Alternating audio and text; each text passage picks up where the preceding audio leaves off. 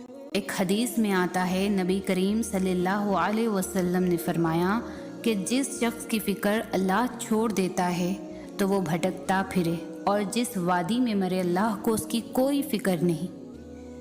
کیا تم نے دیکھا جو اللہ کو بھول گیا تو اللہ نے اسے اپنا آپ ہی بھلا دیا۔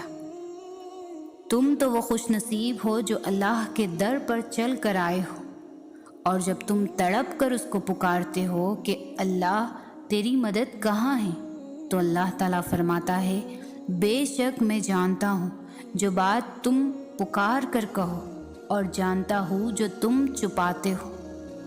اور اگر تم تھک چکے ہو تو اس آیت کو یاد کر لینا، تمہارا رب فرماتا ہے، اور دیکھو بے دل نہ ہونا اور نہ کسی طرح کا غم کرنا، تم ہی غالب آؤ گے اگر تم ایمان رکھتے ہو۔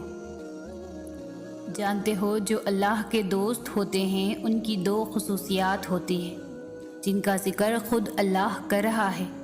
وہ کہتا ہے کہ ان کو کوئی خوف نہیں ہوتا، اور دوسرا نہ ہی کوئی غم ہوتا ہے۔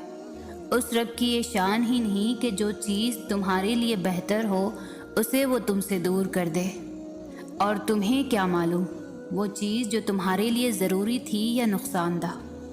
یاد رکھو تمہاری زندگی کا بیسٹ پلانر صرف ایک اللہ ہے، اور وہ خوب جانتا ہے کہ تمہیں کون سی چیز کب اور کیسے دینی ہے۔ وہ خود اس کی بہترین حکمت عملی کرنے والا ہے۔ اور اگر تم یہ سوچ رہے ہو کہ تمہارا ذکر و اذکار کا سلسلہ دراز ہونے کے باوجود بھی اب تک تمہاری دعاؤں کا جواب کیوں نہیں آ رہا، تو سنو، اللہ تمہیں خود جواب دے رہا ہے۔ میں قسم کھاتا ہوں شفق کی اور رات کی، تم کو ضرور درجہ بدرجہ ایک حالت سے دوسری حالت کی طرف گزرتے چلے جانا ہے۔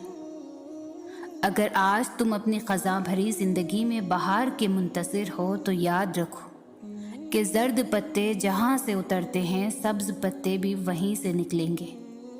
اللہ تعالیٰ خود قرآن میں فرماتا ہے، اور اسی کی نشانیوں میں سے کہ وہ آسمان سے بارش برساتا ہے، پھر زمین کو اس کے مر جانے کے بعد زندہ شاداب کر دیتا ہے۔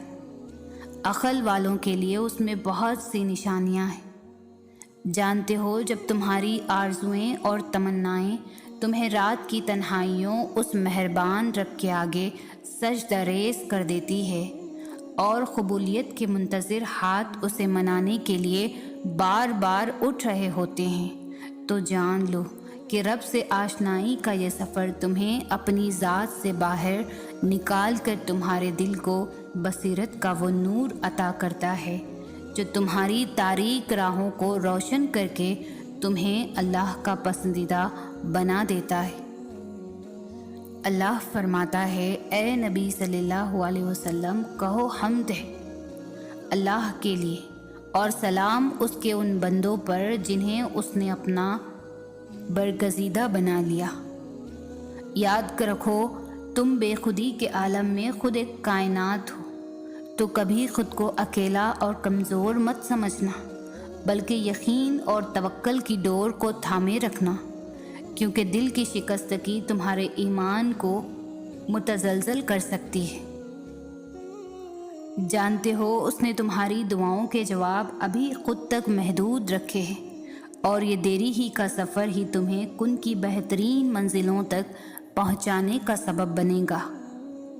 قرآن کہتا ہے، تمہارا رب تم پر اپنی رحمت کا دامن وسیع کرے گا، اور وہ تمہارے کام کے لیے سر و سامان مہیا کرے گا۔ مطمئن ہو جاؤ، کیونکہ جلد ہی وہ مقام آنے والا ہے جب وہ مہربان تمہاری مانگی ہر چیز سے تمہیں نواز دے گا۔ ان قریب وہ تمہارے ہر سوال کے جواب میں اپنی رحمت کی ایسی ٹھنڈی اور پرکیف ہواؤں کو چلائے گا جو تمہاری زندگی کو بے شبہ سکون اور راحت سے بھر دیں گی انشاءاللہ۔ اللہ تو سن لیتا ہے تمہاری ہر دعا، تو تم کیوں وسوسوں میں الجھے ہوئے ہو؟ جہاں تمہاری ہمت ٹوٹ جاتی ہے اللہ وہیں سے معجزے عطا کرتا ہے، تو کیوں مایوس ہوتے ہو؟